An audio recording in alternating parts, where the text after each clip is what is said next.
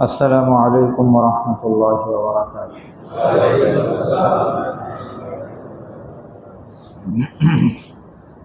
الحمد لله نحمده ونستعينه ونستغفره ونؤمن به ونتوكل عليه ونعوذ بالله من شرور أنفسنا ومن سيئات أعمالنا. من يهده الله فلا مضل له ومن يضلله فلا هادي له، وأشهد أن لا إله إلا الله وحده لا شريك له، وأشهد أن محمدا عبده ورسوله أرسله إلى كافة الناس بشيرا ونذيرا وداعيا إلى الله بإذنه وسراجا منيرا. صلى الله عليه وعلى آله وصحبه وسلم تسليما. أما بعد فأعوذ بالله من الشيطان الرجيم. بسم الله الرحمن الرحيم. ما كان محمد نبا أحد من رجالكم ولكن رسول الله وخاتم النبيين، وكان الله بكل شيء عليما. وقال النبي صلى الله عليه وسلم: أنا خاتم النبيين ولا نبي بعدي، أو كما قال عليه الصلاة والسلام: سبحانك لا علم لنا إلا ما علمتنا إنك أنت العليم الحكيم. صدق الله العظيم وصدق رسوله النبي الكريم، ونحن على ذلك من الشاهدين والشاكرين، والحمد لله رب العالمين. اللهم صل على محمد وعلى آل محمد كما صليت على إبراهيم وعلى آل إبراهيم إنك حميد مجيد. اللهم بارك على محمد وعلى آل محمد كما باركت على إبراهيم وعلى آل إبراهيم إنك حميد مجيد.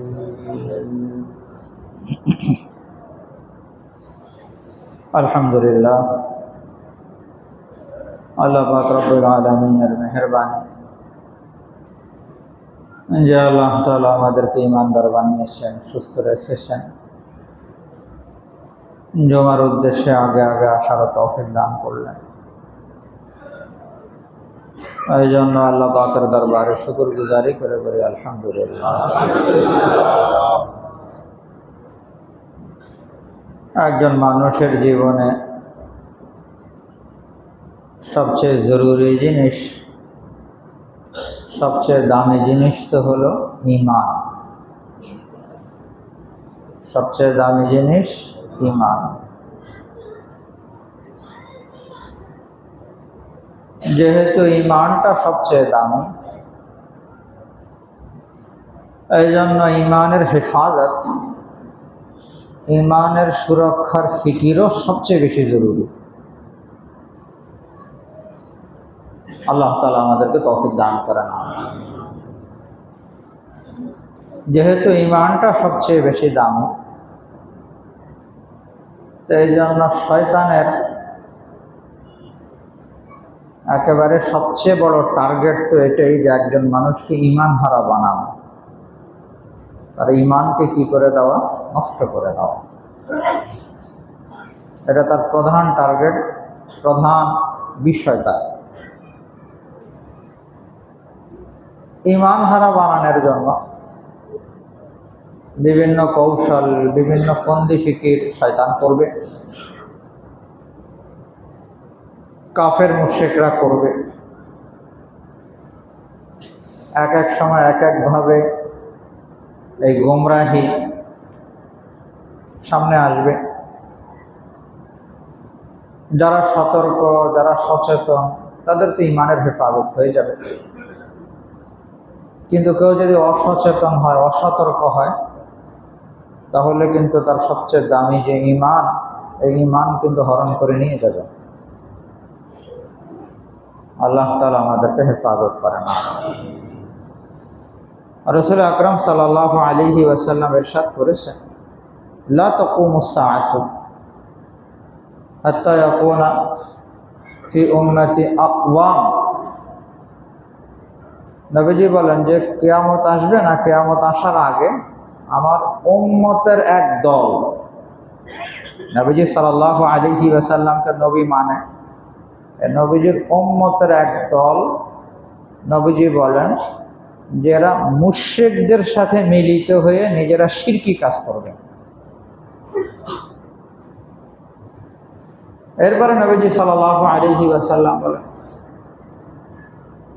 যে এমনও পাওয়া যাবে যে তারা মূর্তি পূজা শুরু করবে। এই হাদিসের তৃতীয় কথা নবীজি বলেন যে আমার পরে 30 জন মিথ্যা নবুয়তের দাবিদার হবে। কয়জন? 30 জন। 1-2 জন না, 30 জন মিথ্যা নবুয়তের দাবিদার হবে।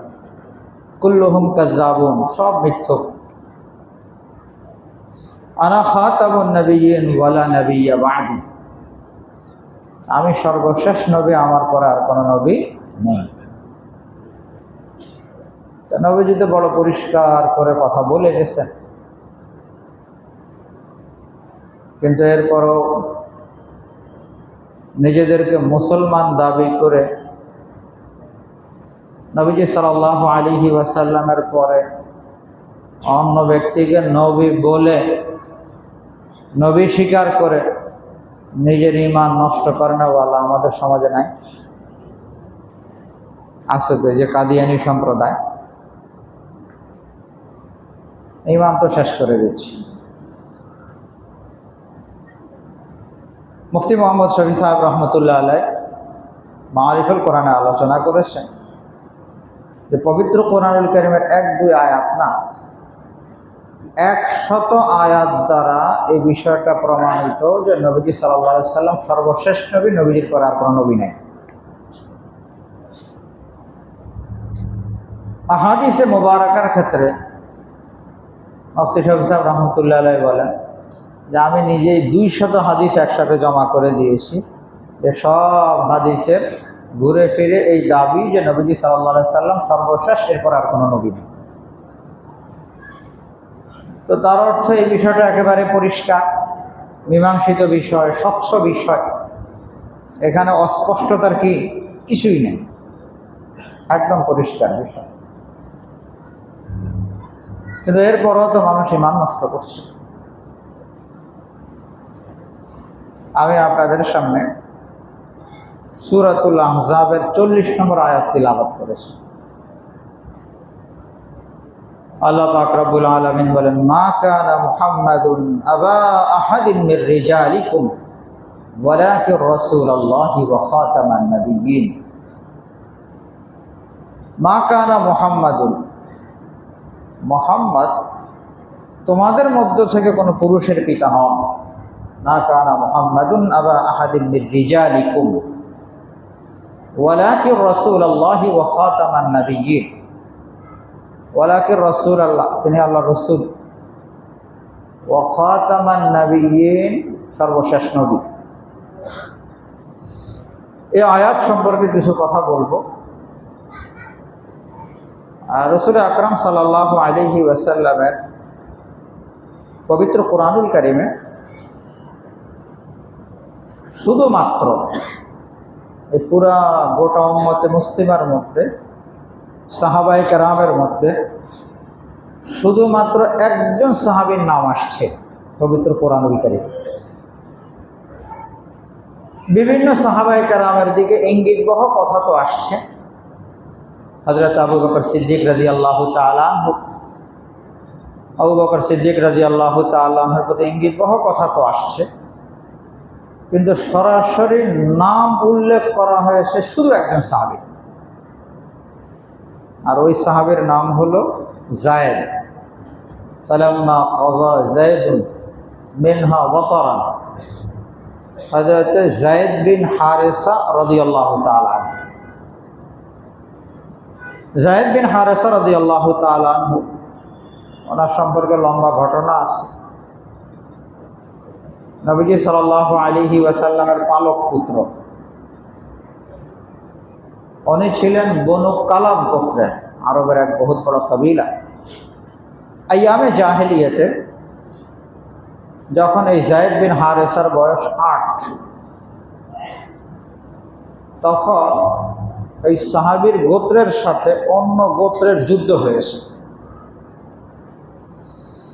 যুদ্ধ হয়ে এই যায়েদ বিন হারেসাকে ছিনতাই করে মক্কার ওকাজ নামক বাজারে বিক্রি করা হয়েছে। 8 বছর বয়সী বাচ্চা নিয়ে আসছে, এনে মক্কার বাজারে বিক্রি করা হয়েছে, ওকাজ নামক বাজারে। হযরত হাকিম ইবনে হিজাম রাদিয়াল্লাহু তাআলা আনহু, এগুলো ইসলামের পূর্বের কথা। হাকিম ইবনে হিজাম রাদিয়াল্লাহু তাআলা আনহু এই যায়েদ বিন হারেসাকে গোলাম হিসাবে ক্রয় করেছেন। গোলাম হিসাবে ক্রয় করে হাকিম ইবনে হিজাম রাদিয়াল্লাহু তাআলা আনহু ছিলেন আম্মাজান হযরত খাদিজাতুল কুবরা রাদিয়াল্লাহু তাআলা আনহা ভাতিজা, চাচিকে দিয়েছেন চাচির খেদমতের জন্য। রাসূল আকরাম সাল্লাল্লাহু আলাইহি ওয়াসাল্লামের সাথে যখন হযরত খাদিজাতুল কুবরা রাদিয়াল্লাহু তাআলা আনহার বিবাহ শাদী হলো, তখন হযরত খাদিজা রাদিয়াল্লাহু তাআলা আনহা এই যায়েদ বিন হারেসাকে নবীজি সাল্লাল্লাহু আলাইহি ওয়াসাল্লামকে দিয়েছেন নবীজির খেদমত করার জন্য। তো সেই হিসাবে নবীজির গোলাম হয়েছে। যায়েদ বিন হারেসা রাদিয়াল্লাহু তাআলা আনহু নবীজির সাথেই থাকতেন, নবীজির খেদমত করতেন, এভাবেই চলতেছিল। কিছুদিন পর যায়েদ বিন হারেসার বাবা হারেসা, উনি কোনোভাবে সংবাদ পেলেন যে ওনার ছেলে মক্কাতে গোলাম অবস্থায় আছে। তো উনি ওনার ভাইকে নিয়ে মক্কাতে আসছেন। এসে ঠিকই পেয়ে গেছে ছেলেকে, যায়েদকে পেয়ে গেছে। তখন ছেলেকে বলল, চলো তুমি আমাদের সাথে চলো, তোমার যে মালিক আছে মালিকে যা চায় মালিককে টাকা পয়সা দিয়ে তোমাকে নিয়ে যাব। তো স্বাভাবিকভাবে এই ছেলের খুশি হওয়ার কথা। এতদিন পরে বাবাকে পেয়েছে, চাচাকে পেয়েছে, বাড়ি চলে যাবে। এতদিন পর্যন্ত গোলামের জীবন এখন মুক্ত স্বাধীন হবে। কিন্তু ছেলে একদমই খুশি হলো না। হযরত যায়েদ বললেন, না আমি তো যাব না, আমি তো যাব না। বাবা বড় পেরেশান, যেটা কি আমার ছেলের কি হয়ে গেল, আমি তাকে নিয়ে যেতে আসলাম, সে যেতে রাজি না, তার কাছে এইভাবে থাকাটাই তার কাছে পছন্দ নেই। আর রাসূল আকরাম সাল্লাল্লাহু আলাইহি ওয়াসাল্লামের নিকটে এসে যায়েদ বিন হারেসার বাবা বলল যে আপনি এটা দিয়ে দেন, যা লাগবে আমি দিয়ে যাব। নবীজি বললেন, ঠিক আছে, কোনো টাকা পয়সা দেওয়া লাগবে না, ও যদি তোমার সাথে যেতে চায় নিয়ে যাও। কিন্তু যায়েদ বিন হারেসা তো যেতে রাজি না, আমি যাব। কেন যাবে না? তখন তো বড় হয়ে গেছে, বয়স হয়েছে, পরিপূর্ণ সমঝদার। আমি এই মুহাম্মদ, তখনও তার নবী হন নাই, ওনার যেই গুণাগুণ পেয়েছি, আমি এমন ব্যক্তিকে ছেড়ে অন্য কাউকে অগ্রাধিকার দিতে পারি না, যাব না। যায়েদ বিন হারেসা যায় নাই। পরবর্তীতে নবীজি সাল্লাল্লাহু আলাইহি ওয়াসাল্লাম যখন নবী হলেন, তখন নবীজির নবুয়তের উপরে সর্বপ্রথম যারা ঈমান এনেছেন, মহিলাদের মধ্যে তো হযরত খাদিজা রাদিয়াল্লাহু তাআলা আনহা, আর এদিক থেকে পুরুষদের মধ্যে হযরত আবু বকর সিদ্দিক রাদিয়াল্লাহু তাআলা, অল্প বয়স্ক যারা ছিল আলী রাদিয়াল্লাহু তাআলা, আর গোলামদের মধ্যে যায়েদ বিন হারেসা। এদিক থেকে ঘটনা আছে, যায়েদ বিন হারেসা রাদিয়াল্লাহু তাআলা যখন বাবার সাথে গেল না, রাসূল আকরাম সাল্লাল্লাহু আলাইহি সাল্লামের সান্নিধ্যে থাকাকেই কি করলো, অগ্রাধিকার দিল। তখন নবীজি কাবা প্রাঙ্গণে গিয়ে ঘোষণা দিয়েছেন যে আজকে থেকে যায়েদ মুক্ত স্বাধীন, এবং আমি তাকে পালক পুত্র বানালাম। তো হযরত যায়েদ রাদিয়াল্লাহু তাআলা নবীজির পালক পুত্র, পালক পুত্রকে আরবিতে মুতাবান্না বলা হয়।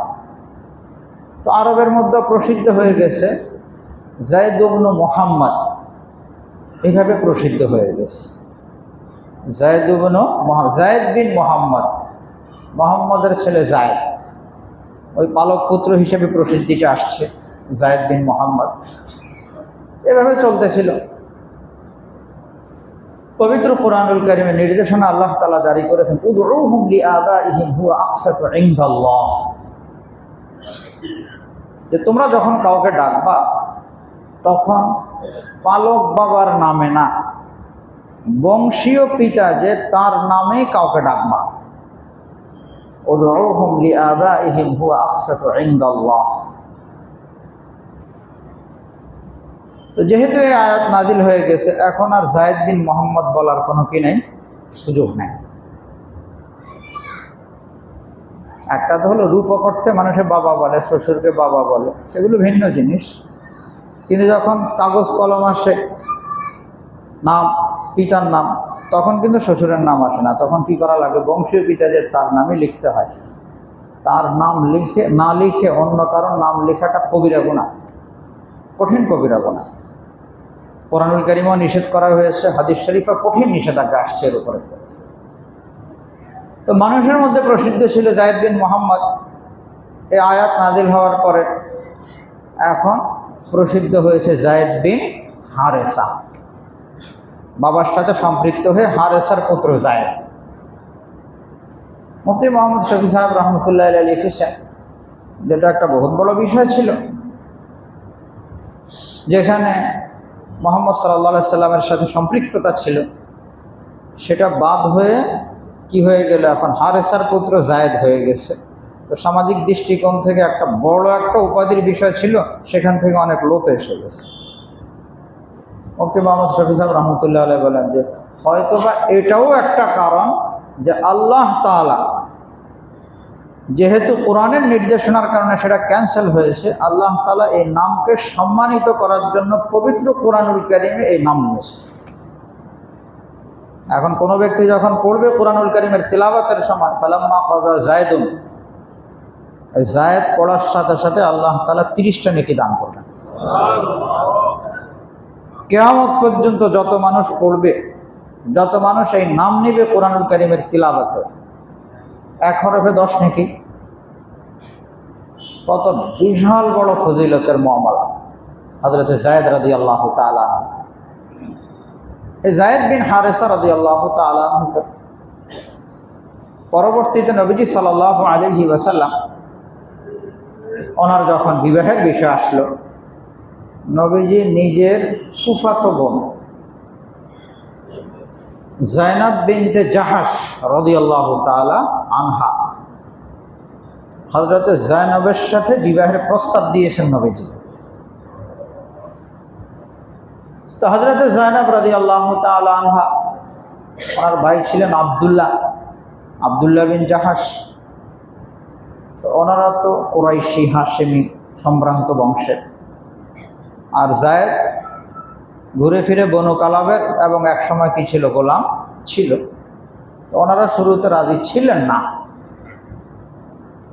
আল্লাহ তাআলা কুরআনুল কারীমের আয়াত নাযিল করে দিয়েছেন যে রাসূল কোনো ফয়সালা করবে কোনো বিষয়ে, আর এরপরে তার অন্য কোনো বিষয়ে সেটা মানবে না, অন্যদিকে যাবে, এই অধিকার কারণে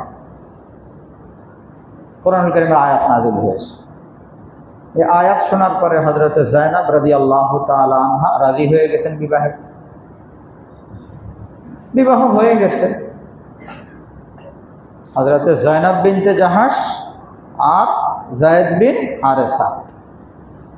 কিন্তু বিবাহের পরে ওনাদের সংসারে খালি ঝামেলা লেগে থাকতো, একজন আরেকজনকে মেনে নিতে পারতো না বিভিন্ন কারণে। এইভাবে খালি ব্যামিল চলতেছে। আল্লাহ পাক রব্বুল আলামিন আর রাসূল আকরাম সাল্লাল্লাহু আলাইহি ওয়াসাল্লামের নিকটে ওহী পাঠালেন, অবশেষে যায়েদ কিন্তু কি দিবে? তালাক দিবে। এই বিবাহ কি হয়ে যাবে? বিচ্ছেদ হয়ে যাবে। এবং পরবর্তীতে এই যায়েনব আপনার বিবাহ বন্ধনে আসবে, আপনার বিবাহ বন্ধনে আসবে। আল্লাহ পাকের পক্ষ থেকে নির্দেশনা, মানা ছাড়া তার গতি নেই, অবশ্যই সঠিক। কিন্তু নবীজি সাল্লাল্লাহু আলাইহি সাল্লাম চিন্তা করতেছিলেন যে যায়েদ তো এক জামানায় পালক পুত্র, এবং পালক পুত্র হিসাবেই কি প্রসিদ্ধি, যায়েদ তো আমার পালক পুত্র। এখন যদি যায়েদ তালাক দেয় আর যায়েনবকে আমি পরবর্তীতে বিবাহ করি, তাহলে কাফেররা এমন একটা কথা বলবে যে নিজের পুত্রবধূকে কি করেছে? বিবাহ করেছে। এ একটা আশঙ্কা, মানুষ বিভিন্ন কথা বলবে। একদিন হযরত যায়েদ রাদিয়াল্লাহু তাআলা আনহু এসে রাসূল আকরাম সাল্লাল্লাহু আলাইহি সাল্লামকে বললেন, ইয়া রাসূলুল্লাহ, আমার তো আর ভালো লাগে না, আমি তালাক দিতে চাই। নবীজি বললেন, আমসিক আলাইকা যাওজাক ওয়াত্তাকিল্লাহ, আল্লাহরে ভয় করো, বিবির সাথে কি বিবাহ ঠিক রেখে থাকার চেষ্টা করো। এই পরামর্শ দিলেন। পরামর্শ দেওয়া সহি, কিন্তু ভিতরে ভিতরে ওই কথা তো নবীজির মাথায় ছিল, অবশেষে কিন্তু কি হবে না? টিকবে না। আল্লাহ তাআলা সে কথা বলে দিয়েছেন যে আপনি বলতেছেন যে ভালোভাবে থাকো, বিবাহ ভাঙ্গ না, এগুলি সব বলতেছিলেন, ভিতরে ভিতরে আপনার ছিল যে মানুষে কি বলবে, না না না না না, এগুলি আপনার মাথা থাকার দরকার নাই, আপনি তো শুধুমাত্র এটাই দেখবেন যে আল্লাহ কি বলবেন। সেটাও কোরআনুল কারীমে আসছে। অবশেষে হযরত যায়েদ রাদিয়াল্লাহু তাআলা আনহু কি করলেন? দিলেন তালাক, সংসার শেষ। এই কথাও কোরআনুল কারীম, ওই কথাই কোরআনুল কারীম বলছে, ফালাম্মা ক্বাযা যায়েদুম মিনহা ওয়াতারা, যখন যায়েদ তার সাথে সম্পর্ক শেষ করে দিল। তো সম্পর্ক শেষ হওয়ার পরে ইদ্যত পালনের পরে এখানে যে বিষয়টা হয়েছে সেটা হলো, নবীজির অন্যান্য স্ত্রীদের সাথে বিবাহ তো দুনিয়াতে হয়েছে, কিন্তু যায়েনব রাদিয়াল্লাহু তাআলা আনহুর এই বিষয়টা যেহেতু পালক পুত্র বধূ, এই বিষয়টা তো আছে। আল্লাহ তাআলা চাচ্ছিলেন দেখেন, একটা হলো নসবী পুত্র, ঔরসজাত সন্তান, নিজ সন্তানের বিবির সাথে তো বিবাহ কোনো ক্রমেই কিনা সহিহ না, হারাম। কিন্তু পালক পুত্র যতই কাছের হোক আর যত কিছুই হোক না কেন, বংশীয় পুত্র তো না।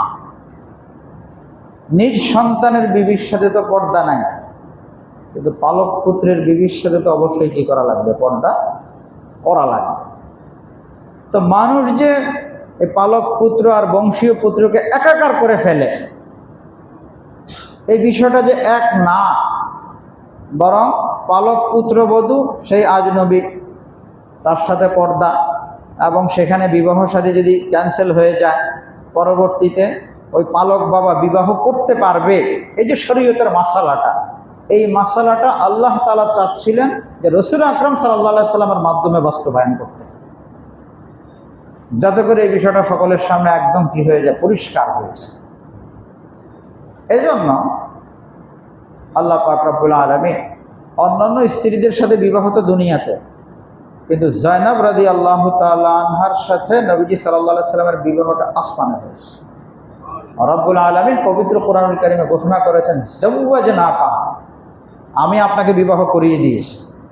হযরত যায়েনব রাদিয়াল্লাহু তাআলা আনহা পরবর্তীতে বলতেন, যারে তোমাদের বিবাহ তো দুনিয়াতে হয়েছে, আমার বিবাহ তো আসমানে হয়েছে। এ হলো উম্মুল মুমিনিন হযরত যায়েনব বিনতে জাহশ রাদিয়াল্লাহু তাআলা আনহা, রাসূল আকরাম সাল্লাল্লাহু আলাইহি সাল্লামের এক স্ত্রী। তো যখন রাসূল আকরাম সাল্লাল্লাহু আলাইহি সাল্লাম বিবাহ করলেন, কিছু কথাবার্তা তো হয়েছে মানুষের মধ্যে, কাফেরদের মধ্যে। আল্লাহ তাআলা ওই কথার জবাব দিয়েছেন এই আয়াতের মধ্যে, মা কানা মুহাম্মাদুন আবা আহাদিন মির রিজালিকুম, যে মুহাম্মদ তোমাদের মধ্য থেকে কোনো পুরুষের কিনা পিতা না। তোমরা যে বলো যায়েদের পিতা, সহি না, গলত কথা। কোরআন দ্বারা সেটাকে পরিষ্কার করা হচ্ছে, মা কানা মুহাম্মাদুন আবা আহাদিন মির রিজালিকুম। রাসূল আকরাম সাল্লাল্লাহু আলাইহি সাল্লামের ছেলে সন্তান তো ছিল, কোনো বর্ণনা মতে 3 জন, কাসেম, আব্দুল্লাহ, ইব্রাহিম, আর কোনো বর্ণনা মতে 4 জন, কাসেম, তৈয়ব, তাহের, আব্দুল্লাহ। কেউ কেউ বলে যে এক ব্যক্তিরই নাম, একজনেরই নাম। আর আরেকজন হলেন ইব্রাহিম। বাকি ওনারা সবাই একেবারেই ছোট অবস্থায় মারা গেছে, ছোট অবস্থায় ওনারা মারা গেছে। বাকি নবীজি সাল্লাল্লাহু আলাইহি ওয়াসাল্লামের মেয়েরা তো বাহায়াত ছিলেন, বিবাহ শাদী হয়েছে 4 মেয়ে, যায়েনব, রুকাইয়া, উম্মে কুলসুম, হযরত ফাতেমাতুজ জাহরা রাদিয়াল্লাহু তাআলা আনহা। তো নবীজি সাল্লাল্লাহু আলাইহি ওয়াসাল্লামের ছেলে সন্তানরা ছোট অবস্থা, শিশুকালে মারা গেছে। রিজাল আরবিতে বলা হয় বড় হওয়ার পরে, যৌবনের পরে রিজাল হয়। তো আল্লাহ তাআলা এখানে বলছেন যে রিজালের পিতা না, শিশুদের পিতা ছিলেন, শিশুরা তো ওই অবস্থায় চলে গেছে। আর কেউ কেউ এভাবে ব্যাখ্যা করেন, মা কানা মুহাম্মাদুন আবা আহাদিন মির রিজালিকুম, ও উম্মত, উম্মতদেরকে লক্ষ্য করে বলা হচ্ছে কথাটা, যে উম্মতের কিনা পিতা না, উম্মতের নসবী বংশীয় পিতা না নবীজি। রুহানি পিতা তো ঠিক আছে, আধ্যাত্মিক পিতা, কিন্তু কিনা বংশীয় পিতা না। মা কানা মুহাম্মাদুন আবা আহাদিন মির রিজালিকুম ওয়ালাকিন রাসূলুল্লাহ, তবে তিনি কি রাসূলুল্লাহ, আল্লাহর রাসূল। ওয়া খাতামান নাবিয়্যিন, এখানে 2 রকম পড়া যায়, ওয়া খাতামান নাবিয়্যিন ওয়া খাতিমান নাবিয়্যিন। খাতিমান নাবিয়্যিন নবুয়তের পরিসমাপ্তি যার দ্বারা ঘটেছে তাকে খাতিমুন নাবিয়্যিন বলা হয়। আর খাতামুন নাবিয়্যিনের অর্থ হলো, খাতাম অর্থ হলো মোহর, সিলমোহর, নবীদের মোহর। এর অর্থ হলো নবুয়তের এই ধারাবাহিকতার উপরে যার মাধ্যমে মোহর লেগে সেটা শেষ হয়ে গেছে, এই হলো খাতামুন নাবিয়্যিন। এক হাদিস শরীফে আসছে, নবীজি সাল্লাল্লাহু আলাইহি ওয়াসাল্লাম বলেন, আমি স্বপ্নে দেখলাম একটা সুন্দর ঘর, এই ঘরের সব চমৎকার, খালি এক জায়গায় খালি একটা ইট নাই, একটা ইটা সেখানে নাই। এটা হলে ঘরটা শেষ। নবীজি বলেন এর ব্যাখ্যা হলো, ওই যে যেটা খালি দেখলাম সর্বশেষ যেটা, ওটা হলাম আমি। নবীজি সাল্লাল্লাহু আলাইহি ওয়াসাল্লামের মাধ্যমে নবুয়তের সিলসিলা ধারাবাহিকতা কি শেষ। এটা এই আয়াত, অন্যান্য আয়াত এবং অসংখ্য হাদিস এবং সাহাবায়ে কেরাম, তাবেঈন সকলের কাছে ঐক্যমত পুষ্ট বিষয়। এখানে দ্বিতীয় কোনো কথার কি নাই, সুযোগ। আর যেখানে নবীজি সাল্লাল্লাহু আলাইহি সাল্লাম বড় স্পষ্ট করে গেছেন যে আমার পরে কি হবে, কয়জন, 1-2 জন না, কতজন হবে, 30 জন হবে। নবীজি সাল্লাল্লাহু আলাইহি সাল্লামের বাহায়াত, মুসাইলামা কাজ্জাব, আরও এরকম 2-4 জন কি নবুয়তের দাবি করেছিল, নবীজি সাল্লাল্লাহু আলাইহি ওয়াসাল্লাম যাদের বিরুদ্ধে অভিযান পরিচালনা করেছিলেন। তো সেই ভণ্ড নবীদের এই ধারাবাহিকতায় হলো গোলাম আহমদ কাদিয়ান, পাঞ্জাবের কাদিয়ান নগরীতে জন্মগ্রহণ করা আহমদ, গোলাম আহমদ কাদিয়ান, সে নবুয়তের দাবি করছেন। এখন নবুয়তের দাবিটা এক এক সময় এক একভাবে করেছে। কখনো বলেছে যে আমি আসলে ঈসা, যে এই উম্মতের শেষ দিকে হযরত ঈসা আলাইহিস সালাতু ওয়াস সালামকে আল্লাহ তাআলা আকাশ থেকে আবার পুনরায় কি করবেন, পাঠাবেন। তো কখনো নিজেকে ঈসা দাবি করেছে, আবার কখনো দাবি করেছে মাহদি, কখনো দাবি করেছে যে আমি নবী। তো নবী কিভাবে হলেন আপনি? তো আল্লাহ তাআলা নবী বানাইছেন।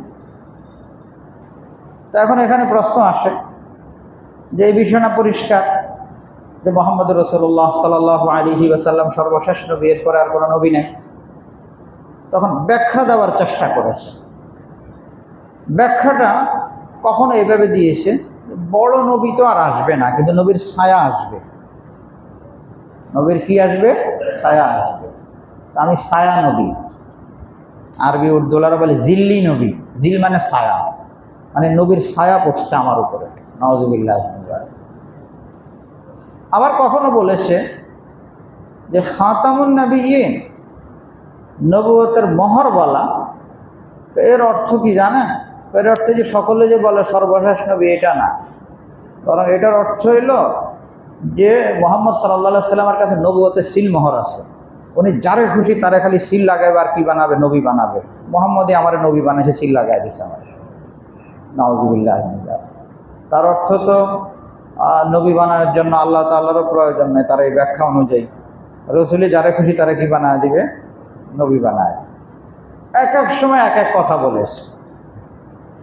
তো উম্মতে মুসলিমা, গোটা উম্মতে মুসলিমার কাছে বিষয় পরিষ্কার, আমাদের নবীজি সর্বশেষ নবী, এরপর আর কোনো কি নাই, নবী, একদম পরিষ্কার বিষয়। এখন এত পরিষ্কার বিষয়ের ক্ষেত্র, এরপরও তো মানুষ কি পড়ে? ধোকায় পড়ে যায়। এরপরও তো কিসে পড়ে? ধোকায় পড়ে। এই বিষয়টা আমাদের এই ভারতবর্ষেও যখন সে দাবি করে, তো ব্রিটিশ আমলে সে দাবি করেছে, তো ব্রিটিশদের কি ছিল? সেখানে সহযোগিতা ছিল। ব্রিটিশরা চেষ্টা করতেছিল যে কোনোভাবে মুসলমানদের মধ্যে কি পারস্পরিক একটু পারস্পরিক বিরোধ লাগিয়ে তাদেরকে কি করা? দিন ইসলাম থেকে দূরে সরাও, তাদের মধ্যে ঝগড়া ফাসাদ লাগাও। ব্রিটিশদেরই গুটি, তারা এটাকে চালিয়েছে। তো এই মুসলিম বিশ্বের বিভিন্ন দেশে সরকারিভাবে, রাষ্ট্রীয়ভাবে তাদেরকে অমুসলিম ঘোষণা করা হয়েছে। ইসলামের কাছে, দিনদারদের কাছে, কোরআনের কাছে, হাদিসের কাছে, শরীয়তের কাছে তারা তো পরিষ্কার অমুসলিম, মুরতাদ, একদম পরিষ্কার। বাকি রাষ্ট্রীয়ভাবেও বিভিন্ন জায়গায় ঘোষণা করা হয়েছে, পাকিস্তানে, সৌদিতে, বিভিন্ন জায়গায়। রাষ্ট্রীয়ভাবে যখন ঘোষণা করবে, তখন তারা আর নিজেদেরকে মুসলিম হিসাবে পরিচয় দিতে পারবে না। অমুসলিম বহু আছে, বিভিন্ন মুসলিম রাষ্ট্র আছে, আমাদের রাষ্ট্র আছে, কিন্তু নিজেদেরকে মুসলমান বলে পরিচয় দেওয়ার আইনত তাদের কি থাকবে না? অধিকার থাকবে না। যদি কোথাও এরকম নিজেদেরকে মুসলিম হিসাবে পরিচয় দেয়, তাহলে তাদের বিরুদ্ধে মামলা করা চলবে। আমাদের দেশ সংখ্যাগরিষ্ঠ মুসলিম, এত মুসলমান, এত কিছু থাকা সত্ত্বেও এ পর্যন্ত কি হয় নাই? তাদেরকে রাষ্ট্রীয়ভাবে কি করা হয়নি? অমুসলিম ঘোষণা করা হয়। যার কারণে তারা বিভিন্ন মুসলমানের কাছে গিয়ে এক এক সময় এক একভাবে নিজেদেরকে পেশ করে যে আমরা মুসলমান। আমরা মুসলমান না, আমরাই বাস্তবে মুসলমান। গোলাম আহমদ কাদিয়ানের এই কথাও আছে, যারা আমারে নবী মানবে তারা মুসলমান, আর যারা গোলাম আহমদ কাদিয়ানির নবী মানবে না সব মুরতাদ, সব কাফের, নাউযুবিল্লাহ। এই বিষয় সম্পর্কে আগেও আন্দোলন হয়েছে, বিভিন্ন সময় হয়েছে। অনেকে অজ্ঞাতসারে কাদিয়ানি সম্প্রদায়ের অন্তর্ভুক্ত হয়ে যায়। দেখেন, বিষয় পরিষ্কার। কোনো ব্যক্তি মুসলমান থাকার পরে যদি কাদিয়ানি হয়ে যায়, কাদিয়ানি ধর্মমতে বিশ্বাসী হয়ে যায়, তাহলে শরীয়তের পরিভাষায় সে মুরতাদ হয়। এই মুরতাদ হওয়ার সাথে সাথে তার বিবাহ ভেঙে যাবে, তার বিবাহ শেষ। মুসলমানদের সাথে তার, একজন কাফেরের সাথে যে মুআমালা হবে, মুসলমানের তার সাথে সেই মুআমালা হবে। আমাদের দেশে কত গ্রুপ এরকম ভিতরে ভিতরে কাদিয়ানির কি করে, তাশকিল করে। কখনো দেখা যায় যে চাকরির লোক, টাকা পয়সার লোক, বিভিন্নভাবে এগুলো করতেছে। তো বিভিন্ন সময় আন্দোলন হয়েছে। এটা মুসলমানদের একেবারে বুনিয়াদি আকীদার অন্তর্ভুক্ত, বুনিয়াদি বিশ্বাসের অন্তর্ভুক্ত। এখানে কোনো ধরনের আপোষের কি নেই, সুযোগ নেই। এ কথা বলে সমর্থনেরও সুযোগ নেই যে কে মুসলমান কে কাফের, এটা আমরা কেন বলবো, এটা আল্লাহ বলবে। না, কাফেরকে তো কাফের বলতে হবে, আপনাকে কাফেরকে তো কাফের মনে করতে হবে।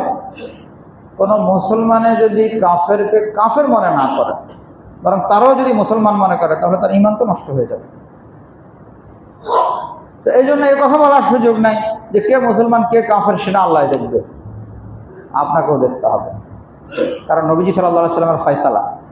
তো সেই ফয়সালা অনুযায়ী কে মুসলমান কে কাফের, যে কাফের হবে তাকে কাফের হিসাবে কি করা, চিহ্নিত করে দেওয়া সমাজের মানুষের সামনে, এটা আবশ্যকীয় জরুরি বিষয়, একজন ইমানদারের ফরিজার অন্তর্ভুক্ত। আগামীকালও সোহরাওয়ার্দী উদ্যানে খতমে নবুয়ত মহাসম্মেলন আছে আমাদের, সেখানে বাংলাদেশের সব যারা মুসলমান সকলে সহযোগিতা করে সেখানে যাওয়ার জন্য উদ্বুদ্ধ করছে স্যার, কারণ এটা একটা জরুরি বিষয়, আমাদের দেশে হওয়া জরুরি।